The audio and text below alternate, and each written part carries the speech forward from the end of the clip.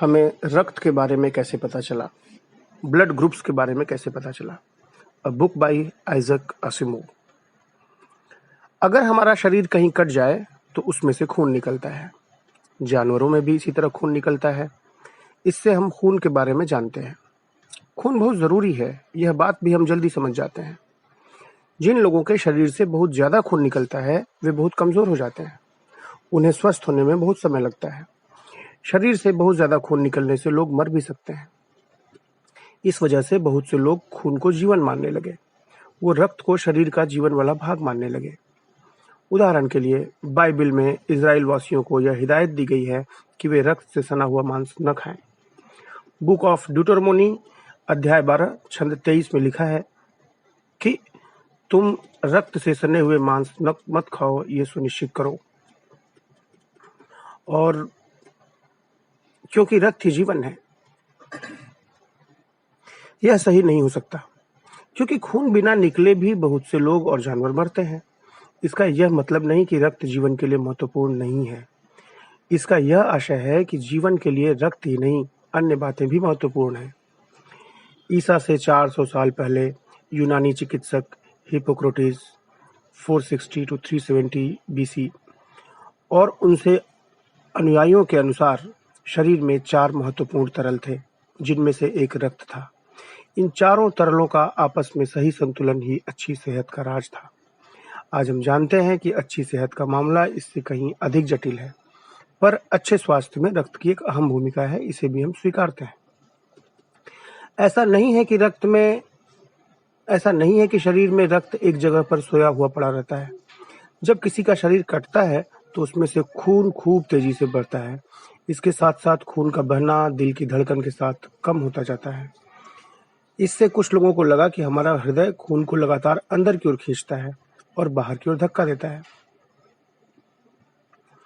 हर एक व्यक्ति का दिल धड़कता है। सीने पर हाथ रखकर आप अपने हृदय की धड़कन को महसूस कर सकते हैं। हृदय नियमित रूप से धड़कता है। वयस्कों में 1 मिनट में 70 बार और बच्चों में कुछ अधिक तेजी से। जब तक आप जिंदा हैं तब तक आपका हृदय धड़कता रहेगा। मरने पर दिल की धड़कन बंद हो जाएगी। इससे लगता है कि खून से ज्यादा महत्वपूर्ण है बहता हुआ खून जो हृदय द्वारा संपन्न होता है। प्राचीन काल में कुछ लोगों का मानना था कि हृदय शरीर का जीवित और भावनाओं को समझने वाला अंग है। अगर आप डरे हों या बहुत गुस्से में हों तो आपका हृदय बहुत ज्यादा तेजी से धड़कता है और सोते समय दिल की धड़कन भी धीमी हो जाती है। जब आप अधिक सक्रिय होते हैं तो आपका हृदय भी ज्यादा सक्रिय होता है। जब आप शांत होते हैं तो दिल भी धीमे धड़कता है। यूनानी दार्शनिक अरस्तु ने हृदय के महत्व से इतने प्रभावित थे कि उन्हें हृदय शरीर में सोच का केंद्र लगा। बाद में यह गलत साबित हुआ, पर फिर भी हृदय बेहद महत्वपूर्ण है। शरीर के अंदर क्या हो रहा है, इसके बारे में हम कैसे जान सकते हैं? आप एक जीवित शरीर को काटकर उसके अंदर झांक सकते हैं। ऐसा करने से उस व्यक्ति को बहुत दर्द होगा और वो मर जाएगा।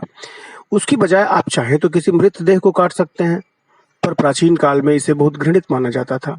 इसलिए शरीर के डिसेक्शन, जिसका लैटिन में अर्थ होता है अलग अलग हिस्से करना, उस पर मनाही थी। पर जानवरों को तब भी नियमित रूप से काटा जाता था। जानवरों को भोजन पकाने के लिए या फिर ईश्वर को बलि चढ़ाने के लिए काटा जाता था। कसाईयों की जानवरों के अंगों का अध्ययन करने में कोई रुचि नहीं थी। उनकी रुचि उस जानवर का मांस बेचने में या फिर उसे भोजन के लिए पकाने में थी। जो पुजारी जानवरों को बलि चढ़ाते, वे कभी-कभी जानवरों के आंतरिक अंगों में रुचि लेते। अंगों के आकार के आधार पर वे भविष्यवाणियां करते। ऐसा करना सरासर गलत था। भविष्यवाणी करने में उन्हें बिल्कुल देर नहीं लगती और वो जानवरों का अध्ययन भी ठीक से नहीं करते। और अगर वे अपनी जांच परख ठीक से करते तो भी जानवरों के अंग मनुष्यों से बहुत अलग होते हैं।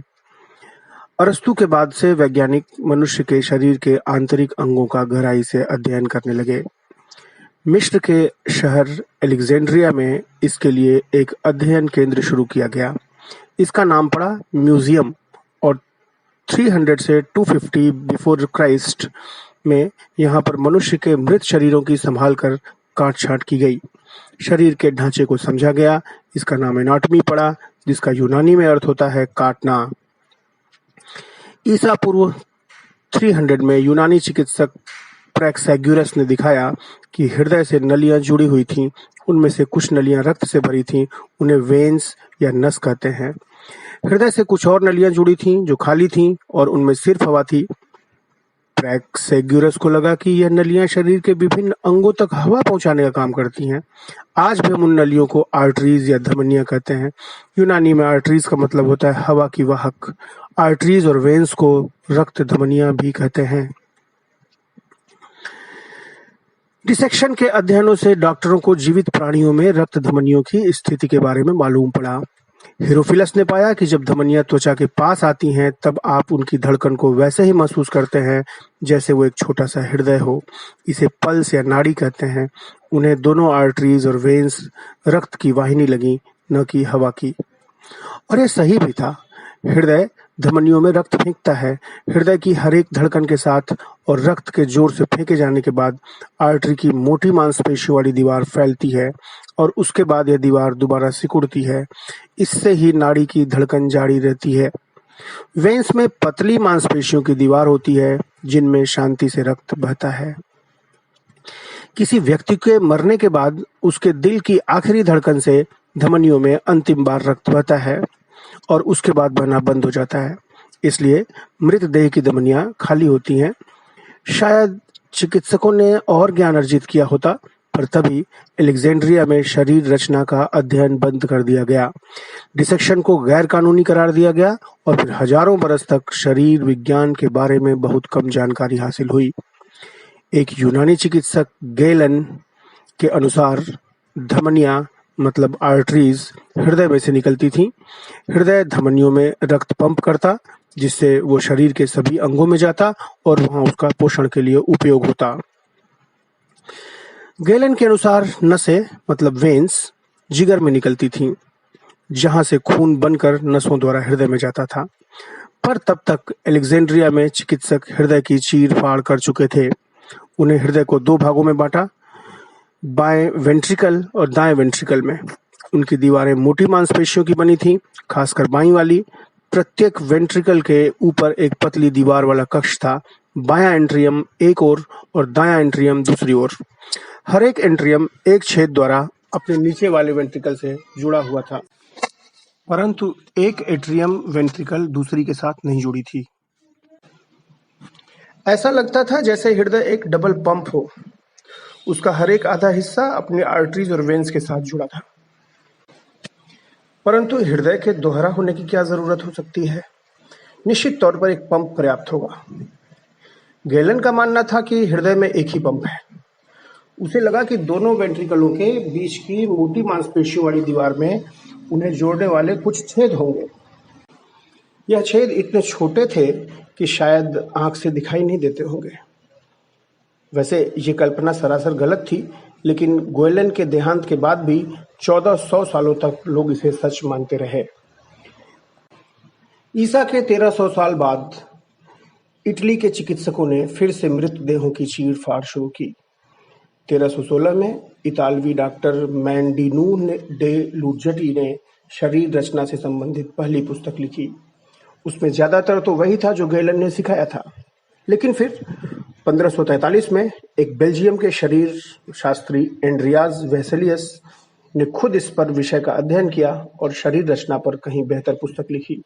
तब तक छापे खाने शुरू हो चुके थे और वेसेलियस की पुस्तक अच्छी तरह छपी थी और उसमें सुंदर चित्र थे। इस पुस्तक को समस्त यूरोप में पढ़ा गया और इससे वैज्ञानिक मनुष्य के शरीर के बारे में आगे का शोध करने लगे। परंतु वेसेलियस भी गेलन की अवधारणाओं को, खासकर हृदय के कार्य संबंधी मसलों को बहुत आगे नहीं ले जा पाया। अब तक हमने हृदय के बारे में जो वैज्ञानिकों की शुरुआती सोच थी उसको जाना। अब हम जानेंगे सर्कुलेशन के बारे में, परिवहन के बारे में कि कैसे परिवहन होता है हमारे खून का। यूरोपीय डॉक्टरों को इसके बारे में कुछ भी पता नहीं था, परंतु गेलन की अवधारणाओं में सुधार हुआ था और इस काम को अंजाम दिया सीरिया के एक डॉक्टर इब्न अल नफिस ने 1210 में। 1242 में उसने शल्य क्रिया संबंधित एक पुस्तक लिखी। गेलन ने एक वेंट्रिकल से दूसरे में छिद्रों द्वारा रक्त के बहाव की बात कही थी। नफीस ने इसका खंडन किया।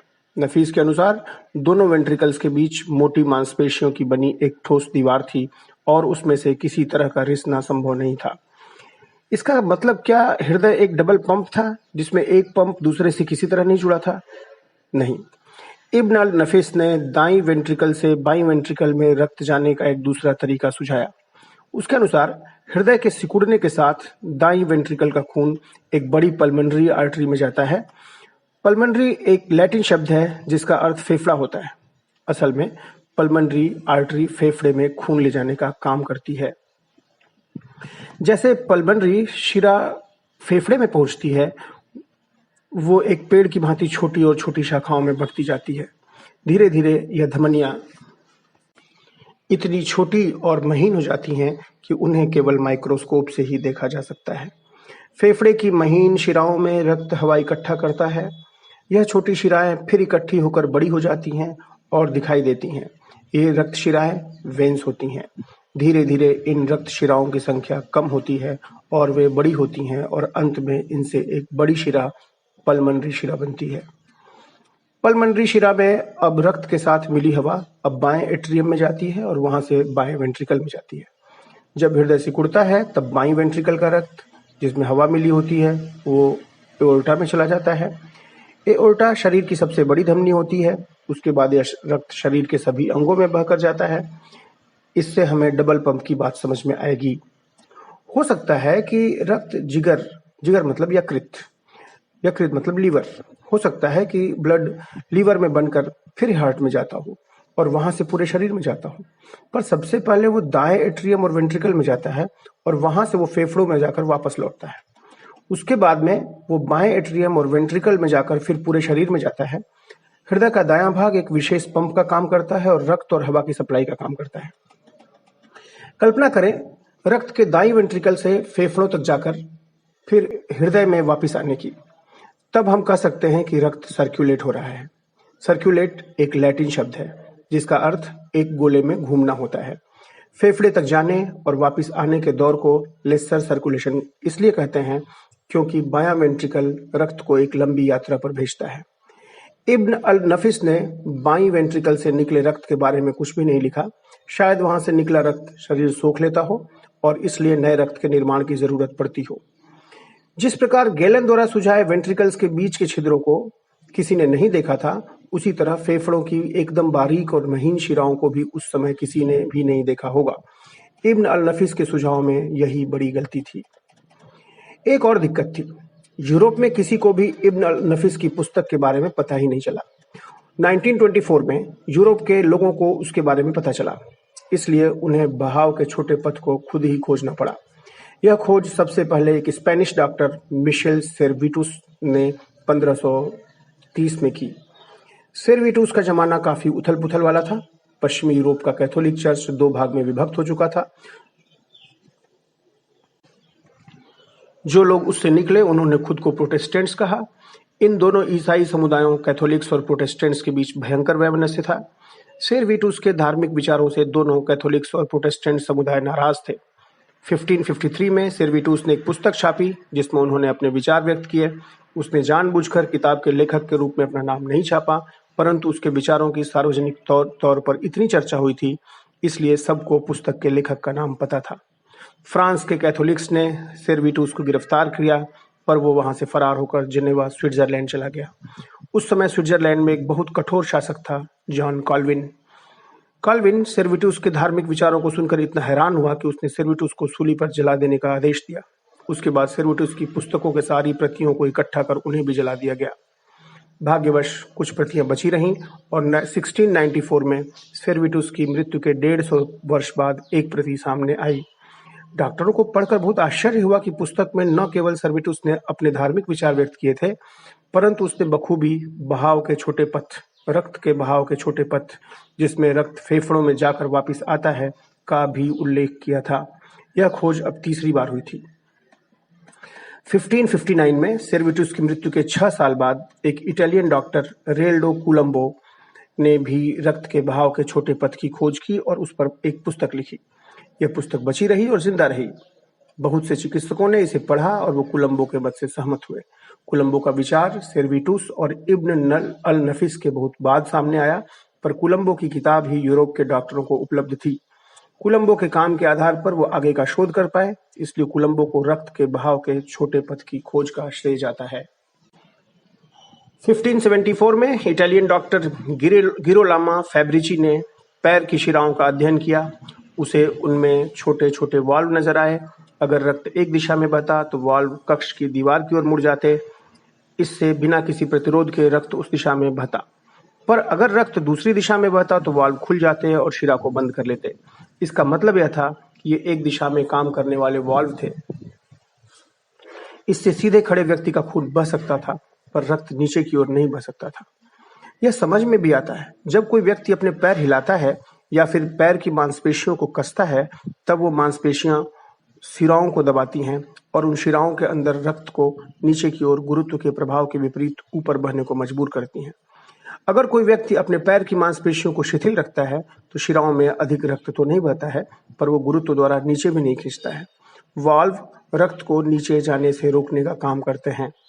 पर उसके बाद एक ब्रिटिश डॉक्टर विलियम हार्वे का आगमन हुआ। डॉक्टरी करने के बाद वो उच्च शिक्षा के लिए इटली गए, जहां वो फैब्रिची के शिष्य बने। हार्वे ने मृत व्यक्तियों के हृदयों को काटा, छांटा और एट्रियम और उसकी वेंट्रिकल के बीच के वाल्व का अध्ययन किया। उसने इन वाल्व्स को दो तरफा पाया। वे बिना किसी समस्या के एट्रियम से वेंट्रिकल की ओर रक्त को बहने देते, पर हृदय के सिकुड़ने पर वाल्व के कारण वेंट्रिकल से एट्रियम की ओर रक्त नहीं बह पाता। इसकी बजाय एक धक्के से सारा खून रक्त धमनियों में जाता। फिर हार्वे पैर की शिराओं के वाल्व के बारे में सोचने लगे, जिसकी खोज उसके शिक्षक फैब्रिची ने की थी। वे वाल्व सिर्फ एक दिशा वाले थे और वे रक्त को हृदय की ओर धकेलते थे। उसने जानवरों की अलग अलग शिराओं मतलब वेन्स को बांधकर इस बारे में परीक्षण किए। हर बार शिराएं बांधने के बाद उस स्थान पर फूलती जो हृदय से दूर था। ऐसा लगता जैसे रक्त हृदय की ओर बहने की कोशिश कर रहा था, और क्योंकि बांधने के कारण वो हृदय की ओर नहीं बह पाया, इसलिए बांधने के स्थान के नीचे शिरा फूल गई। यह बात सभी शिराओं पर लागू थी। धमनियों मतलब आर्टरीज को बांधने से हृदय की ओर नस फूलती थी। ऐसा लगता था जैसे रक्त हृदय से दूर जाने की कोशिश कर रहा है और बाधा आने की वजह से नहीं बह पा रहा हो। अब हार्वे को जो कुछ हो रहा था वो समझ में आया। हृदय रक्त को धमनियों मतलब आर्टरीज में धकेलने की कोशिश करता और फिर खून शिराओं द्वारा हृदय में वापस आ जाता। दोनों वेंट्रिकल के साथ यही होता है। रक्त का दोहरा बहाव होता है। अगर दाईं वेंट्रिकल से शुरू किया जाए तो रक्त धमनियों से होकर फेफड़ों में जाता है और फिर शिराओं में से होकर बाएं एट्रियम में जाकर फिर बाएं वेंट्रिकल में जाता है। बाएं वेंट्रिकल से रक्त धमनियों में जाकर फिर शिराओं में से दाएं एट्रियम में गुजरता हुआ दाएं वेंट्रिकल में जाता है। यह बड़े बहाव का पथ है और बहाव का यह चक्र दोबारा फिर शुरू होता है। हार्वे के अनुसार यह अवधारणा कि मनुष्य का शरीर रक्त इस्तेमाल करता है और इसलिए हमेशा नया खून बनता रहता है, गलत है। हृदय एक बार सिकुड़ने पर कितना रक्त पंप करता है और हृदय 1 घंटे में कितनी बार सिकुड़ता है, इसको हार्वे ने नापा। उसने पाया कि 1 घंटे में हृदय द्वारा पंप किया गया रक्त मनुष्य के भार का 3 गुना होता है। इस तेज गति से तो शरीर रक्त का उपयोग कर सकता है। इस तेज गति से न तो शरीर रक्त का उपयोग कर सकता है और न ही उसका निर्माण। इसलिए वही रक्त लगातार शरीर में घूमता रहता है और उसी का शरीर लगातार उपयोग करता रहता है। हार्वे के सामने अभी भी वही समस्या थी जिससे इब्न अल नफिस जूझ रहा था। छोटी आर्टरी और वेन्स को बहुत बारीक और महीन शिराओं में जोड़ना था, पर यह महीन शिराएं दिखाई ही नहीं देती थी। क्या वे वाकई में थीं भी? 1650 में वैज्ञानिकों ने कांच के लेंसों को इस प्रकार जोड़ा था जिससे कि सामान्य रूप से आंख से न दिखने वाली वस्तुओं को बड़ा करके देखा जा सके। इन उपकरणों को माइक्रोस्कोप कहते हैं। यानी 1650 ईस्वी में 1650 में माइक्रोस्कोप का आविष्कार हुआ। माइक्रोस्कोप एक यूनानी शब्द है जिसका मतलब होता है छोटी चीजों को देखना। माइक्रोस्कोप का सबसे पहले उपयोग इटालियन वैज्ञानिक मार्सिलो मेलपिजी ने किया। माइक्रोस्कोप की सहायता से वो उन महीन और बारीक रक्त शिराओं को देख पाए जो अभी तक अदृश्य थीं। 1661 में हार्वे की मृत्यु के 4 वर्ष बाद मेलपिजी ने चमगादड़ों के पंखों का अध्ययन किया। उसे उनके पंखों की पतली झिल्ली में रक्त शिराएं दिखाई दीं और माइक्रोस्कोप के नीचे उसने देखा कि छोटी आर्टरी और वेन्स एकदम बारीक और महीन रक्त शिराओं से जुड़ी थीं। उसने इन महीन शिराओं का नाम कैपिलरी या कोशिका रखा। यूनानी में कैपिलरी का अर्थ होता है बाल जैसे, और यह शिराएं बिल्कुल बाल जैसी महीन थीं। कोशिकाओं की खोज के बाद से शरीर में रक्त के बहाव की अवधारणा स्थायी आधार पर स्थापित हुई और तब से सभी लोग उसे मान रहे हैं। एक ब्रिटिश वैज्ञानिक स्टीफन हेल्स ने रक्तचाप या ब्लड प्रेशर मापने वाले पहले वैज्ञानिक थे। कितने दाब से रक्त बहता है यह उसका माप है। 1733 में इस अवधारणा को पेश किया गया। आजकल रक्तचाप का माना जाना यानी ब्लड प्रेशर का मापा जाना एक बहुत सामान्य बात है। उक्त रक्तचाप होना या कम रक्तचाप होना खतरे की घंटी होता है। ये आज हमने हृदय के बारे में और इनके परिवहन के बारे में पढ़ा। अब अगला भाग लाल कोशिकाओं का है, रेड ब्लड सेल्स का है। लाल कोशिकाएं। सामान्य आंख को खून एक लाल तरल नजर आता है और उसका हर भाग देखने में एक जैसा लगता है, परंतु माइक्रोस्कोप से देखने पर उसमें एक पारदर्शी तरल में कुछ छोटी वस्तुएं तैरती हुई नजर आती हैं। इन छोटी चीजों के कारण ही खून लाल दिखता है। तरल का रंग हल्का पीला होता है और उसमें तैर रही छोटी चीजों का रंग भी हल्का पीला होता है, परंतु जब बहुत सी छोटी चीजें इकट्ठा हो जाती हैं तो फिर उनका रंग लाल हो जाता है। माइक्रोस्कोप के शुरुआती दिनों में ही इन छोटी चीजों को देखा गया। मेलपिजी ने उन्हें देखा। एक डच वैज्ञानिक जैन स्वैमरडैम ने 1658 में उनका वर्णन किया। इन दोनों वैज्ञानिकों में से इसे पहले देखने का श्रेय किसे मिले यह किसी को नहीं पता। अपने रंग के आधार पर इन छोटी चीजों को रेड सेल्स बुलाया गया। अंग्रेजी में सेल का मतलब होता है जीवित प्राणियों की एक बहुत छोटी इकाई, इतनी सूक्ष्म कि जिसे माइक्रोस्कोप के बिना देख पाना संभव न हो। रेड सेल्स का नाम एक और है, इरिथ्रोसाइट्स, जिसका यूनानी में अर्थ होता है रेड सेल्स। रेड सेल्स को सबसे पहले डच वैज्ञानिक अंटोन फॉन लीeuwenhoek ने अध्ययन किया। शुरुआत में उसके पास विश्व में सबसे उत्तम माइक्रोस्कोप्स थे। उसने स्पष्ट कांच को घिसकर बढ़िया क्वालिटी के लेंस बनाए थे।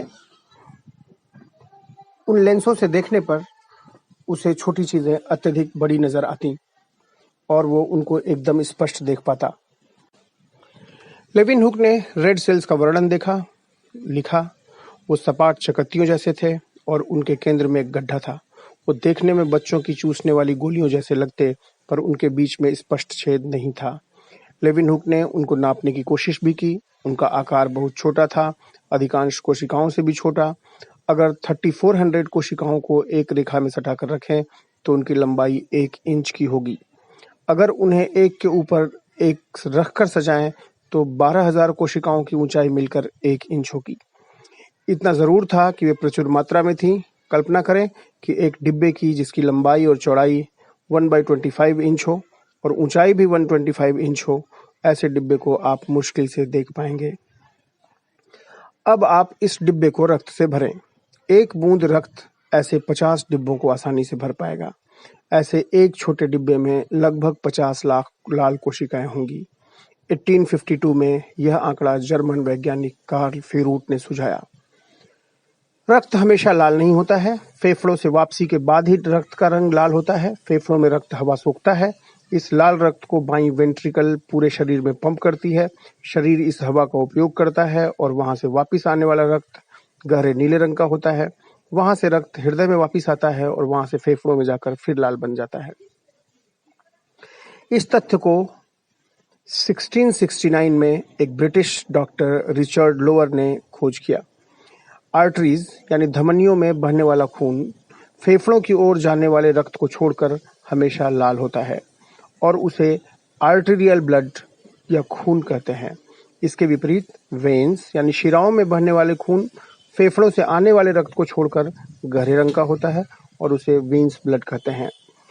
अगर आपकी त्वचा गोरे रंग की हो तो आप अपनी हथेली के निचले हिस्से को देखें, वहां आपको शिराएं दिखाई देंगी जो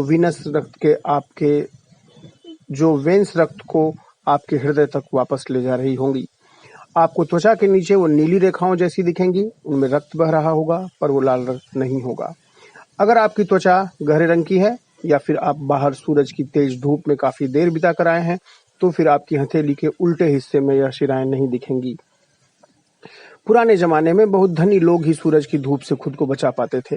बाकी गरीब लोगों को दिन भर धूप में खेत खलिहानों में काम करना पड़ता था। तब सिर्फ यूरोप के धनी लोग, जिनकी त्वचा गोरी थी और जो धूप से बचे रहते थे, वे ही अपनी नीली शिराओं को देख पाते थे। इसीलिए उच्च वर्ग के धनवान लोगों को कभी-कभी ब्लू ब्लड यानी नीले खून वाले भी कहते हैं। अगर किसी दुर्घटना में कभी नस कट गई तो उसमें से भी कभी नीला खून नहीं निकलता था। कटी नस से बाहर आने वाला खून जैसे ही हवा के संपर्क में आता, उसका रंग लाल हो जाता था। हवा में वो क्या चीज थी जिससे खून लाल बनता था? 1774 में एक ब्रिटिश रसायन शास्त्री जोसेफ प्रीस्टले ने एक नई गैस खोजी। इस गैस में आग बहुत तेजी से चमकते हुए जलती थी। अगर किसी बिना लपट वाली सुलगती हुई लकड़ी को इस गैस में लाया जाता तो वो धधक कर जलने लगती थी। 1778 में एक फ्रेंच रसायन शास्त्री अंटोइन लॉरेंट लवाजे ने दिखाया कि हवा में दो अलग अलग गैसें होती हैं। उसमें से 1/5 भाग प्रीस्टले की गैस, जिसे लेवोजिए ने ऑक्सीजन का नाम दिया, बाकी 4/5 हिस्सा नाइट्रोजन नाम की गैस होती है। ऑक्सीजन रक्त के साथ मिलकर उसके चमकीला लाल बनाती है। आर्टेरियल ब्लड यानी धमनियों में बहने वाला खून ऑक्सीजनीकृत होता है। और 1857 में एक जर्मन वैज्ञानिक जूलियस लोथर मेयर ने दिखाया कि ऑक्सीजन आमतौर पर रक्त के किसी तरल भाग को नहीं मिलती है। ऑक्सीजन रक्त के बाकी तरल भाग से नहीं मिलती, ऑक्सीजन केवल लाल कोशिकाओं से ही मिलती है। तब तक यह मालूम पड़ चुका था कि शरीर की कोशिकाओं में प्रोटीन नामक जटिल पदार्थ होते हैं। हर एक प्रोटीन बहुत से अणुओं से मिलकर बना होता है, जिन्हें परमाणु कहते हैं। और प्रोटीन का हर एक परमाणु सैकड़ों या हजारों अणुओं से मिलकर बना होता है। 1851 में जर्मन वैज्ञानिक ऑटो फुकू ने लाल कोशिकाओं से प्रोटीन हासिल किया। एक अन्य जर्मन रसायन शास्त्री अर्नेस्ट फेलिक्स होपुझेलर ने इस प्रोटीन को शुद्धिकरण कर उसका अध्ययन किया। लाल कोशिका से निकले प्रोटीन को हीमोग्लोबिन कहते हैं। हीमो का यूनानी में अर्थ रक्त होता है और ग्लोबिन एक प्रोटीन का नाम होता है, इसलिए हीमोग्लोबिन एक रक्त प्रोटीन है। जब रक्त फेफड़ों में से गुजरता है तब हवा में मौजूद ऑक्सीजन गहरे रंग के हीमोग्लोबिन से मिलकर चमकीले लाल रंग की ऑक्सी होमोग्लोबिन बनाती है। इसमें ऑक्सीजन ढीले तरह से पकड़ी हुई होती है, जिससे कि जब रक्त कोशिकाओं में से शरीर में घूमे तब कोशिकाएं ऑक्सी हीमोग्लोबिन में से ऑक्सीजन को आसानी से ग्रहण कर सकें। अब यह ऑक्सी हीमोग्लोबिन दोबारा हीमोग्लोबिन बन जाता है। कोशिकाएं भोजन द्वारा मिले परमाणुओं को ऑक्सीजन के साथ मिलाती हैं। इससे ऊर्जा का निर्माण होता है और शरीर चलने फिरने का काम कर पाता है। 1747 में एक इटालियन रसायन शास्त्री विंसेंजो एंटोनियो मेंजेनी ने रक्त में अल्प मात्रा में लोहा पाया। उसे लगा कि लाल कोशिकाओं में लोहा होता है। बाद में यह मालूम पड़ा कि हीमोग्लोबिन के हर एक परमाणु में लोहे के 4 अणु होते हैं। असल में इन लोहे के अणुओं के साथ ही ऑक्सीजन के अणु आकर जुड़ जाते हैं। शरीर में से खून निकलने से व्यक्ति में लोहे की कमी आ जाती है। अगर उसके भोजन में लोहे की पर्याप्त मात्रा नहीं हुई तो उसके शरीर में लोहे की कमी रहती है। वो रक्त क्षीणता मतलब एनीमिया का शिकार होता है। उसका खून पर्याप्त मात्रा में ऑक्सीजन इकट्ठी नहीं कर पाता और इससे उसके शरीर में ऊर्जा की कमी बनी रहती है। एनीमिया से पीड़ित व्यक्ति खुद को हमेशा थका महसूस करता है। अगर किसी व्यक्ति की चोट में से बहुत खून बहा हो और उससे शरीर में खून की कमी हुई हो, क्या किसी जानवर का खून उस व्यक्ति के शरीर में इंजेक्शन से चढ़ाया जा सकता है? 1600 में इस पर प्रयोग हुआ और एक जानवर में दूसरे का रक्त चढ़ाया गया। 1666 में रिचर्ड लोअर ने पहली बार किसी जानवर का खून एक इंसान को चढ़ाया। कभी कभी बाहरी खून काम करता, कभी नहीं। कभी कभी बाहरी खून चढ़ाए जाने के बाद लोगों की मृत्यु हो जाती, इसलिए डॉक्टर इस तकनीक को अधिक उपयोग में नहीं लाते। एक ब्रिटिश डॉक्टर जेम्स ब्लंडल ने अंत में यह सुनिश्चित किया कि एक जानवर का रक्त उसी प्रजाति के जानवर के लिए सहायक होगा। इसलिए अगर किसी इंसान को खून की जरूरत पड़े तो वो खून किसी दूसरे इंसान का ही हो। 1818 में उसने जरूरतमंद मरीजों में अन्य स्वस्थ लोगों का खून चढ़ाना शुरू कर दिया। ऐसा चढ़ाया खून कभी काम करता और कभी नहीं। जब वो काम नहीं करता तो ऐसा लगा जैसे चढ़ाए गए खून की लाल कोशिकाएं मरीज की रक्त शिराओं में कसकर बंध या एग्लूटिनेट हो गई हैं, वो गुच्छा बना लिया है। अगर लाल कोशिकाओं के अलग न होने वाले गुच्छे चढ़ाए गए तो उससे मरीज की हालत पहले से भी खराब होने का अंदेशा था, उससे मरीज मर भी सकता था। अगर लाल कोशिकाओं के अलग न होने वाले गुच्छे चढ़ाए गए तो उससे मरीज की हालत पहले से भी खराब होने का अंदेशा था और मरीज मर भी सकता था। 1900 में ऑस्ट्रियन डॉक्टर कार्ल लैंडस्टाइनर ने इस गुत्थी को सुलझाया। अपनी खोज में उन्हें 4 अलग-अलग प्रकार की लाल कोशिकाएं मिली। कुछ लोगों की लाल कोशिकाएं में ए प्रकार का रसायन में जुड़ा होता, कुछ में बी प्रकार का रसायन। इसीलिए हम ए और बी प्रकार के खून की बात करते हैं। जिन लोगों में दोनों रसायन थे उन्हें ए बी श्रेणी में रखा जाता। जिन लोगों में कोई भी रसायन नहीं मिला था उन्हें एक अलग श्रेणी ओ में रखा जाता। अगर एक प्रकार के खून को अलग प्रकार के खून वाले मरीज को चढ़ाया जाता तो वो अक्सर एग्लूटिनेट होता। इसलिए जरूरी था कि मरीज को उसके खून के प्रकार वाला ही खून चढ़ाया जाए। किसी आपात स्थिति में ए बी खून वाला मरीज ए और बी दोनों टाइप के खून को स्वीकार करेगा, परंतु ए बी खून मिलना बहुत ही दुर्लभ होता है। 25 में से केवल एक अमेरिका का खून ही ए बी टाइप का होता है। 25 में से केवल एक अमेरिकी का खून ही ए बी टाइप का होता है, या 25 में से केवल एक इंसान का खून ही ए बी टाइप होता है। ए टाइप और बी टाइप वाला मरीज सहजता से ओ टाइप का रक्त स्वीकार कर सकते हैं। इसलिए रक्तदान में जब खून इकट्ठा किया जाता है तो ओ टाइप सबसे उपयोगी होता है।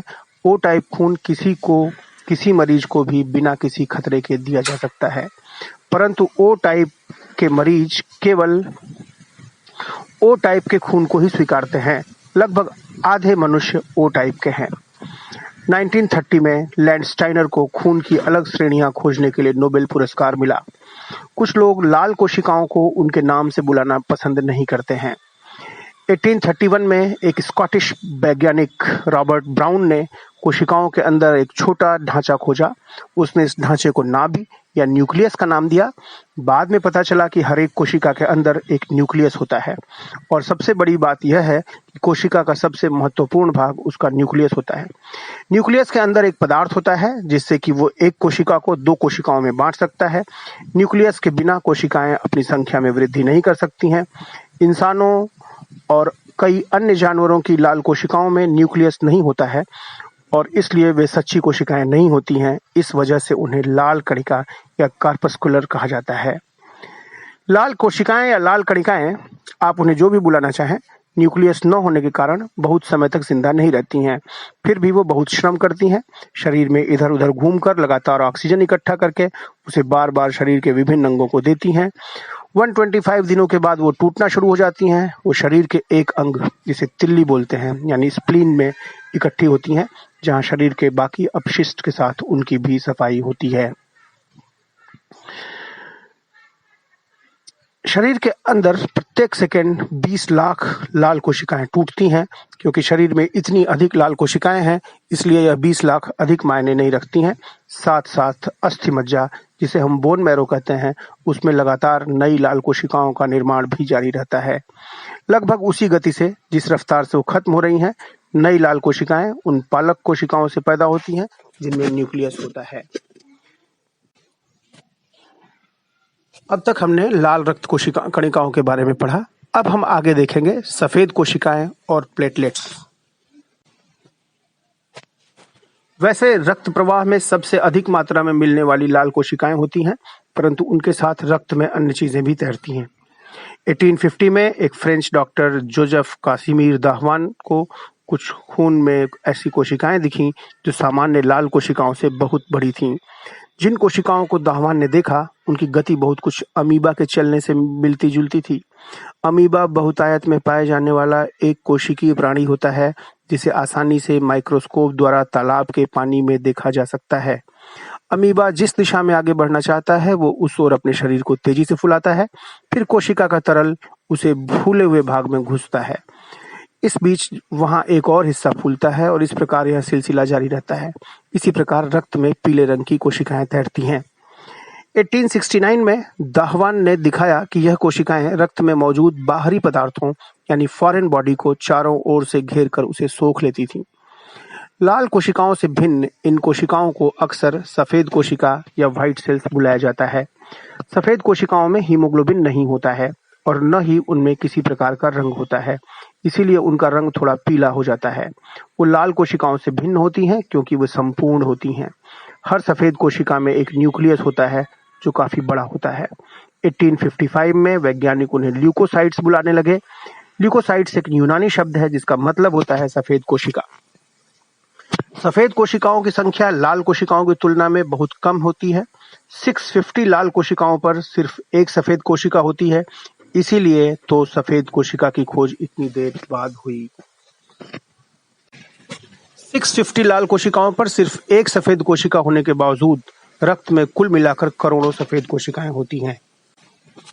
1860 के बाद से रसायन शास्त्री तरह तरह की नए कृत्रिम रंग डाइज बनाने लगे। एक जर्मन डॉक्टर पॉल एहरलिख की इन कृत्रिम रंगों को इस्तेमाल करने में विशेष रुचि थी। उन्हें लगता था कि यह कृत्रिम रंग कोशिकाओं के अंदर के पदार्थ द्वारा सोखे जाएंगे और उससे यह अदृश्य पदार्थ दिखने लगेंगे। विभिन्न कृत्रिम रंग कोशिका के अंदर अलग अलग पदार्थों से प्रतिक्रिया करेंगे और शायद उससे कोशिका के अंदर के छोटे छोटे ढांचों का अच्छी तरह अध्ययन करना संभव होगा। रंगों के बिना कोशिकाओं के अंदर कुछ भी देख पाना मुश्किल होता है। कोशिका के अंदर सभी ढांचे पारदर्शी होते हैं और वे एक दूसरे की परछाई नजर आते हैं। इसी वजह से पॉल एहरलिख को ऐसा लगा कि अगर कुछ कृत्रिम रंग इन कोशिकाओं के अंदर डाले जाएं तो ये पदार्थ द्वारा सोख लिए जाएंगे और उससे ये कोशिकाओं के अंदर की अदृश्य चीजें दिखने लगेंगी। एहरलिख ने विभिन्न कृत्रिम अंगों का उपयोग अनेक कोशिकाओं पर किया। 1875 में उसने कृत्रिम रंगों का प्रयोग सफेद कोशिकाओं पर किया और पाया कि कभी सभी सफेद कोशिकाओं की रंगों पर समान प्रतिक्रिया नहीं होती। वो सफेद कोशिकाओं को अलग अलग समूहों में बांटने में सफल हुए। आजकल हम सफेद कोशिकाओं को 5 समूहों में अच्छी तरह जानते हैं और सामान्य परिस्थितियों में उनका एक दूसरे की तुलना में अनुपात स्थिर रहता है। अगर उनमें से किसी एक का भी अनुपात गड़बड़ाता है तो उससे डॉक्टरों को कोई बीमारी होने की चेतावनी मिलती है। कभी-कभी अस्थि मज्जा मतलब बोन मैरो में जरूरत से ज्यादा सफेद कोशिकाओं का निर्माण होने लगता है। उससे रक्त में सफेद कोशिकाओं की मात्रा सामान्य से 150 गुनी ज्यादा हो जाती है। रक्त में बाकी कोशिकाओं की भीड़ होती है और उसके कारण रक्त सामान्य रूप से कार्य नहीं करता है। इस स्थिति को ल्यूकीमिया बोलते हैं और यह एक बहुत गंभीर बीमारी है। रूसी वैज्ञानिक इल्या इलियच मेचनिकोव की बैक्टीरिया में गहरी रुचि थी। बैक्टीरिया एक कोशिकीय जीव होते हैं। उनका आकार अमीबा से कहीं छोटा होता है और वो लाल कोशिकाओं से भी बहुत छोटे होते हैं। 1860 में फ्रेंच रसायन शास्त्री लुई पाश्चर ने दिखाया था कि बैक्टीरिया शरीर में घुसकर अपनी संख्या को बढ़ाते हैं जिससे तमाम आम बीमारियां फैलती हैं। पर यह बैक्टीरिया हमारे आसपास चारों तरफ होते हैं, हवा में, पानी में, मिट्टी में। जब कभी हमारे शरीर में कोई कट यानी चोट लगती है और बैक्टीरिया उस कटे भाग में से शरीर में जरूर प्रवेश करते हैं, फिर बीमारियों से हमारी मृत्यु क्यों नहीं होती? अब सवाल यह है कि अगर उस कटे हुए भाग से बैक्टीरिया हमारे शरीर के अंदर प्रवेश कर गए हैं और वो अपनी संख्या बढ़ा रहे हैं तो फिर हमारी मृत्यु क्यों नहीं होती? मेचनिकोव ने इस समस्या का गंभीरता से अध्ययन किया। उसने पाया कि शरीर जहां भी कटता है वहां रक्त बहुत अधिक संख्या में सफेद कोशिकाएं पहुंचाता है। वहां पर इतना खून पहुंचता है कि वो हिस्सा लाल होकर फूल जाता है और रक्त के दबाव के कारण वहां दर्द होने लगता है।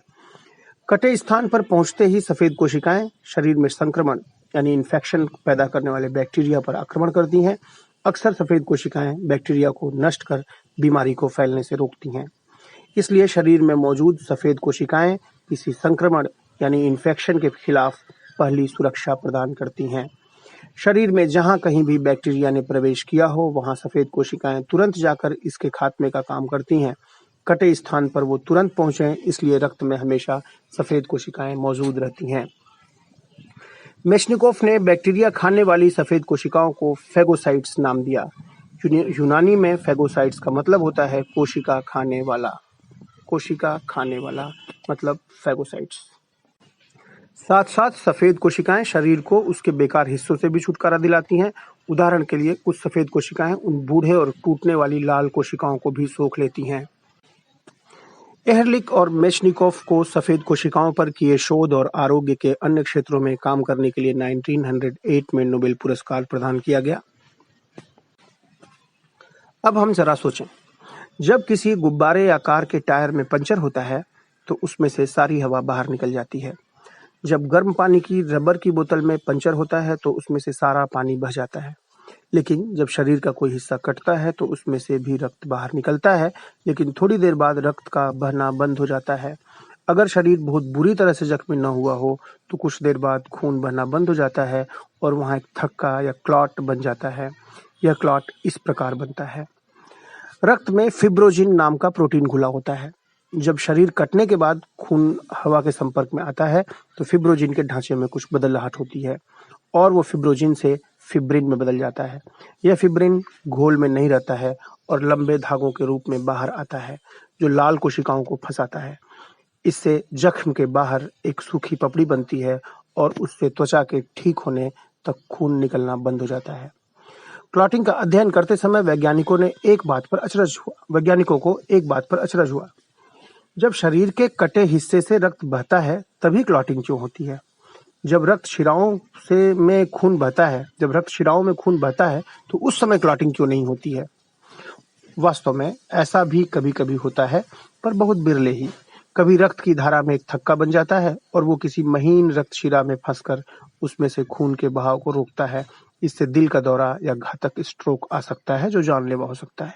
वैसे क्लॉटिंग की प्रक्रिया काफी बढ़िया काम करती है और बहुत कम गड़बड़ाती है, इसलिए लोगों को, खासकर युवाओं को, इसकी ज्यादा फिक्र नहीं करनी चाहिए क्योंकि उनके शरीर की मशीनरी तब नई होती है। क्लॉटिंग के संबंध में हमें और तब पता चला जब 1842 में फ्रेंच वैज्ञानिक एल्फ्रेड डोहने ने रक्त धारा में एक अन्य प्रकार के वस्तु के तैरने का उल्लेख किया। 1882 में इटालवी डॉक्टर गुएलियो सीज़र बिट्सोटेस्रो ने रक्त में सामान्य रूप से पाए जाने वाली एक अन्य चीज का अध्ययन किया। इसका क्लॉटिंग के साथ कुछ संबंध था।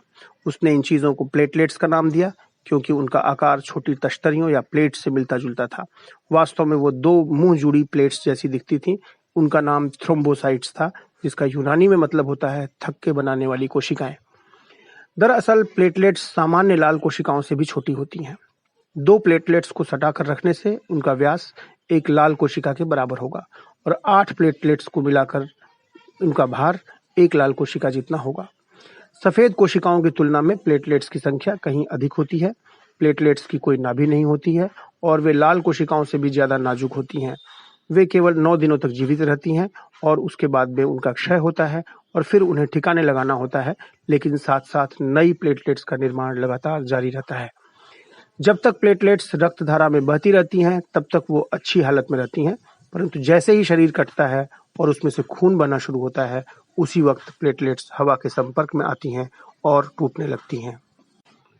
ये टूटती हुई प्लेटलेट्स रक्त धारा में एक नया पदार्थ घोलती हैं। इस पदार्थ से कई रासायनिक प्रक्रियाएं शुरू होती हैं, जिनसे अंत में फाइब्रोजिन बदलकर फाइब्रिन बनता और क्लॉट पैदा करता है। आप अचरज कर रहे होंगे कि इसके लिए एक लंबी रासायनिक प्रक्रियाओं की क्या जरूरत? सिर्फ फाइब्रोजिन बदलकर फाइब्रिन और फिर क्लॉट क्यों नहीं बनता? वास्तव में क्लॉट का बनना एक बहुत नाजुक काम है। रक्त शिराओं में क्लॉट नहीं बनने चाहिए। प्लेटलेट्स को इधर-उधर बहने के दौरान बहुत धक्का-मुक्की का सामना करना पड़ता है और धमनियों की दीवारों एवं लाल कोशिकाओं से टकराते वक्त उनके टूटने का अंदेशा रहता है। इसलिए शरीर को यह सुनिश्चित करना पड़ता है कि यह बहुत से परिवर्तन शिराओं और धमनियों के अंदर नहीं हो। कहीं ऐसा न हो कि रक्त बहुत जल्द क्लॉट होने लगे। दूसरी ओर क्लॉट बनने की पूरी प्रक्रिया काफी जटिल होती है। कुछ लोगों में क्लॉटिंग की समस्त प्रक्रिया को पूरी करने के लिए पर्याप्त रसायन नहीं होते, तब उनके खून ने थक्के नहीं बनते और क्लॉटिंग अगर होती है तो बहुत मुश्किल से होती है। उनके शरीर में लगा छोटे से घाव में भी लगातार खून रिसता रहेगा और यह उससे मृत्यु होने की संभावना भी बनी रहेगी। इस स्थिति को हम हेमोफीलिया कहते हैं। अब हम आएंगे अपने 5वीं चीज पे, प्लाज्मा पे। रक्त के अंदर सफेद कोशिकाओं, लाल कोशिकाओं और प्लेटलेट्स के सुनिश्चित आकार होते हैं। इनका रक्त के आकार वाले तत्व कहते हैं। रक्त के अंदर सफेद कोशिकाएं, लाल कोशिकाएं और प्लेटलेट्स के सुनिश्चित आकार होते हैं। इनको रक्त के आकार वाले तत्व कहते हैं। रक्त के इन सभी आकार वाले तत्वों को अलग किया जा सकता है। इसके लिए बहुत तेज गति से रक्त के बर्तन को गोल गोल घुमाना होता है। जब किसी चीज को तेजी से गोल घुमाया जाता है तो उसकी प्रवृत्ति केंद्र से बाहर की ओर जाने की होती है। मान लीजिए आपके हाथ में एक गेंद है जो रबर की डोर से बंधी है और आप उसे तेजी से गोल गोल घुमा रहे हैं। धीरे धीरे गेंद आपके हाथ से दूर जाएगी और इससे रबर की डोर खींचेगी और अंत में टूट जाएगी।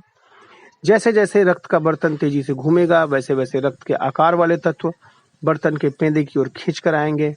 वैसे में अंत में आकार वाले तत्व नीचे तली में बैठ जाएंगे और आप ऊपर वाले पानी जैसे तरल को निथार कर निकाल सकते हैं। आकार वाले तत्व रक्त का लगभग 45% हिस्सा होते हैं और पानी वाला तरल लगभग 55% भाग होता है। पानी जैसे तरल को प्लाज्मा कहते हैं। प्लाज्मा एक यूनानी शब्द है जिसका मतलब होता है आकार विहीन होना। प्लाज्मा के कारण ही रक्त तरल जैसा व्यवहार करता है। अगर रक्त में केवल आकार वाले तत्व होते तो हृदय उन्हें इधर उधर बहाकर नहीं ले जा पाता। दरअसल प्लाज्मा बहता है और वो अपने साथ आकार वाले तत्वों को बहाकर ले जाता है। प्लाज्मा के ही जरिए लाल कोशिकाएं फेफड़ों में ऑक्सीजन लेने के लिए और फिर बाद में समस्त शरीर को ऑक्सीजन सप्लाई करने के लिए जाती हैं। प्लाज्मा जहां भी शरीर में बैक्टीरिया से लड़ने की जरूरत होती है वहां प्लेटलेट्स को लेकर पहुंच जाता है। प्लाज्मा के जरिए ही प्लेटलेट्स शरीर में उन सभी स्थानों पर पहुंचती हैं जहां खून रोकने की जरूरत होती है। इस सब के साथ साथ प्लाज्मा शरीर के अन्य अंगों की भी सहायता करता है। उदाहरण के लिए जिगर यानी यकृत यानी लीवर में तमाम रासायनिक प्रक्रियाओं के होने के कारण वहां बहुत अधिक ऊष्मा उत्पन्न होती है। अगर यह गर्मी लीवर में ही बनी रहेगी तो उससे अंततः लीवर की सभी कोशिकाओं की मृत्यु हो जाएगी। इसी प्रकार त्वचा की कोशिकाएं बाहर हवा में अपनी ऊष्मा को लगातार फेंकती रहती हैं। अगर वे लगातार ऐसा करती रही तो वे अंततः एकदम ठंडी पड़ जाएंगी और मर जाएंगी। प्लाज्मा लीवर की गर्मी को सोखती है और उससे लीवर ठंडा रहता है।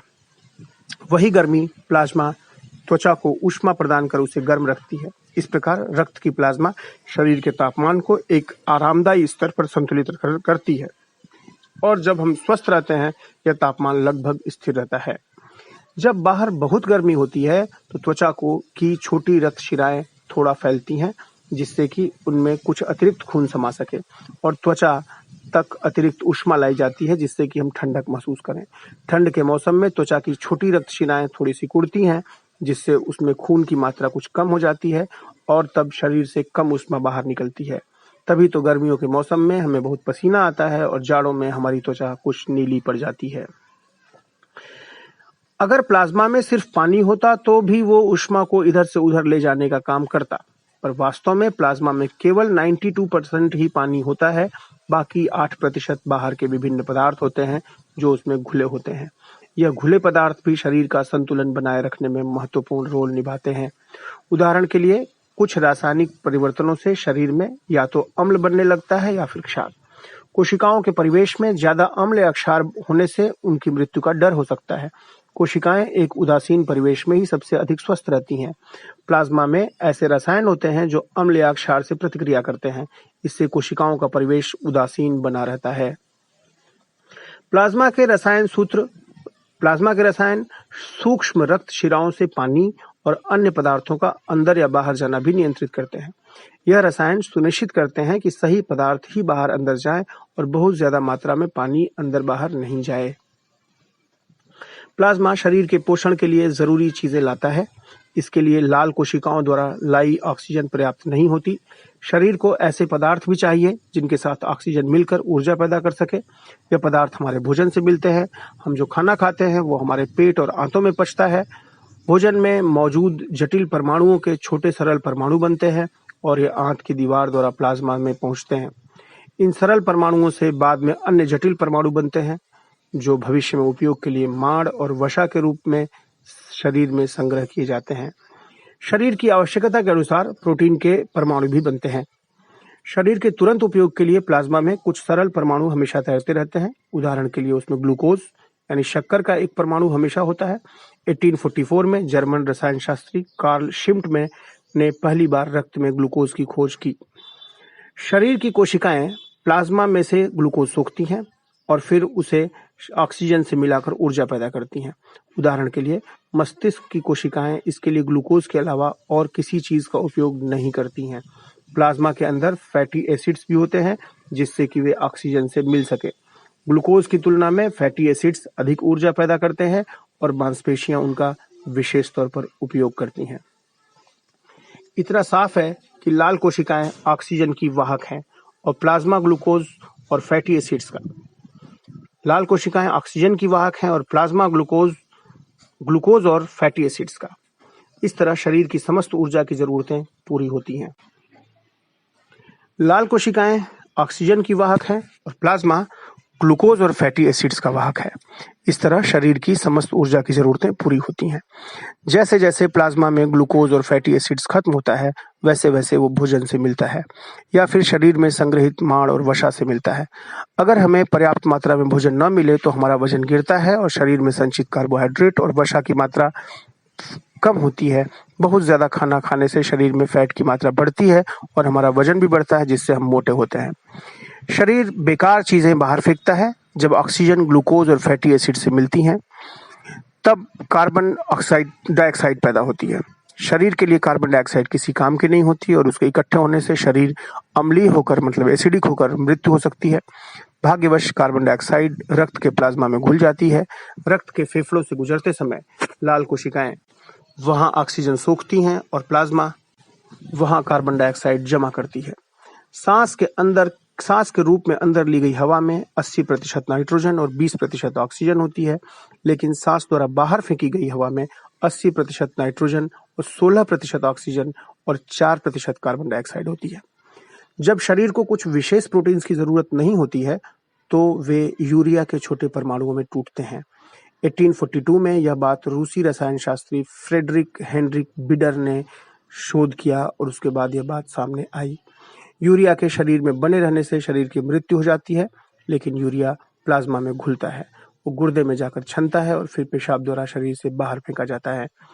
दूसरे शब्दों में प्लाज्मा न केवल शरीर की कोशिकाओं के लिए पोषण लाता है, पर वो शरीर को उसकी बेकार चीजों यानी कचरे से भी मुक्त करता है। शरीर के कुछ भागों में हार्मोन्स भी पैदा होते हैं। 1902 में इसकी सबसे पहले खोज 2 ब्रिटिश वैज्ञानिकों विलियम मैडॉक बेलिस और अर्नेस्ट हेनरी स्टर्लिंग ने की। सूक्ष्म मात्रा में ये हार्मोन्स शरीर की कई गतिविधियों को नियंत्रित करते हैं। वो प्लाज्मा के जरिए शरीर के हर उस हिस्से में पहुंचते हैं जहां उनकी जरूरत होती है। उदाहरण के लिए एक हार्मोन है इंसुलिन, जो कोशिकाओं द्वारा ग्लूकोज के सोखने को नियंत्रित करता है। वो प्लाज्मा में ग्लूकोज की मात्रा को सही स्तर पर बनाए रखता है। पर्याप्त मात्रा में इंसुलिन का निर्माण नहीं होने से डायबिटीज नाम की गंभीर बीमारी हो जाती है। डायबिटीज की बीमारी में प्लाज्मा में ग्लूकोज का स्तर बहुत ऊंचा चला जाता है। आजकल मेडिकल जांच के दौरान व्यक्ति के खून का नमूना जरूर लिया जाता है, उसका विश्लेषण किया जाता है, यह सुनिश्चित करने के लिए कि प्लाज्मा में घुले विभिन्न पदार्थों की मात्रा सही अनुपात में है। अगर उसमें अधिक मात्रा में ग्लूकोज हुआ तो डायबिटीज होने की संभावना है। वसा या कोलेस्ट्रॉल अधिक मात्रा में होने से दिल के दौरे का खतरा बढ़ जाता है। प्लाज्मा में घुली चीजों में आधे से ज्यादा भार प्रोटीन्स का होता है। इसमें से एक फिब्रोजिन है, इनमें से एक फिब्रिनोजिन है। फिब्रिनोजिन को प्लाज्मा में एक रसायन डालकर रखा जा सकता है, इससे वो फिब्रिन में नहीं बदलेगा या फिर उसके फिब्रिन में बदलने के बाद उसे हटाया जा सकता है। फिब्रिनोजिन रहित प्लाज्मा को सीरम बोलते हैं। सीरम जो है वो क्या होता है, वो फिब्रिनोजिन रहित प्लाज्मा होता है। बाकी प्रोटीन अलग अलग प्रकार के होते हैं, लेकिन रासायनिक रूप से एक प्रकार के होते हैं। भाग्यवश 1937 में एक स्वीडिश रसायन शास्त्री आर्ने विल्हेम्स तिसेलियस ने इलेक्ट्रोफोरेसिस नाम का एक ऐसा तरीका खोजा जिससे समान प्रकार के प्रोटीन्स को अलग अलग किया जा सकता था। इस खोज के लिए 1948 में तिसेलियस को नोबेल पुरस्कार से सम्मानित किया गया। प्रोटीन्स के 2 प्रमुख समूह होते हैं, एल्ब्यूमिन्स और ग्लोब्यूलिन्स। एल्ब्यूमिन्स को आगे अल्फा एल्ब्यूमिन्स, बीटा एल्ब्यूमिन्स और गामा एल्ब्यूमिन्स में बांटा जा सकता है। अल्फा, बीटा और गामा यूनानी वर्णमाला के पहले 3 अक्षर हैं। इनमें से कुछ प्रोटीन्स कुछ पदार्थों से जुड़ जाते हैं जिनकी शरीर को अल्प मात्रा में आवश्यकता होती है। उदाहरण के लिए ये प्रोटीन्स वसा, लोहे और तांबे के अणुओं से मिलकर उनमें शरीर में जहां जरूरत होती है वहां पहुंचाते हैं। गामा ग्लोब्यूलिन्स में एक अद्भुत क्षमता होती है। वे शरीर में प्रवेश करने वाले खतरनाक वायरस या बैक्टीरिया द्वारा पैदा किए जहर, टॉक्सिन्स और अन्य हानिकारक परदेशी अणुओं से जुड़ जाते हैं। इन हानिकारक अणुओं से जुड़कर गामा ग्लोब्यूलिन्स उन्हें उदासीन कर देते हैं, जो गामा ग्लोब्यूलिन्स इस तरह काम करते हैं उन्हें हम एंटीबॉडीज बुलाते हैं। शरीर हमारे उपयोगी एंटीबॉडीज की सप्लाई को बरकरार रखता है। उदाहरण के लिए अगर आपको चेचक, खसरा आदि बीमारी हो तो आपका शरीर एंटीबॉडीज का निर्माण कर बीमारी के जीवाणुओं से लड़ता है और आपको निरोगी बनाने में मदद करता है। इसके बाद यह एंटीबॉडीज आपके शरीर में हमेशा के लिए रहती हैं और आपको बीमारी फिर दोबारा नहीं होती है। इस प्रकार उस बीमारी से हमेशा के लिए निजात पाते हैं, यानी आप उससे इम्यून हो जाते हैं। इसलिए गामा ग्लोब्यूलिन्स शरीर के इम्यून तंत्र का एक बड़ा महत्वपूर्ण भाग है जो हमें बीमारियों से बचाता है। आपने देखा होगा कि रक्त हमारे लिए अलग-अलग प्रकार से बहुत उपयोगी है। अगर हमारे पूर्वजों ने रक्त को जीवन की संज्ञा दी तो इसमें उन्होंने कोई गलती नहीं की, उनकी बात सही थी।